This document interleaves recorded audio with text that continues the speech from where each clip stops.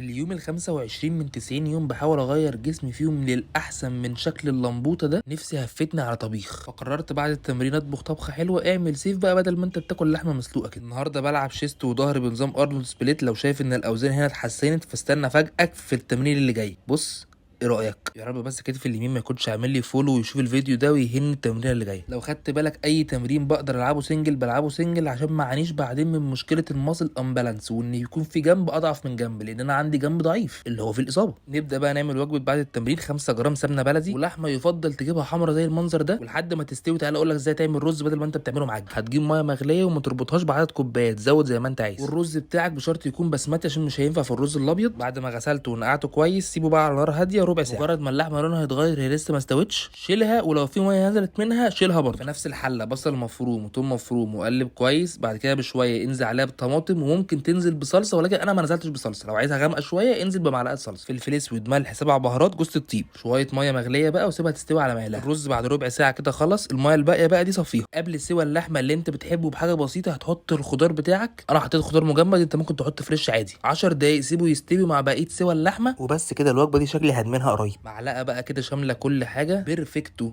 ما فيهاش غلطه. اوعدني انك تعملها قريب. واهم حاجه دلوقتي ما تنساش تعمل فولو عشان تكمل معايا بقيه الرحله للاخر.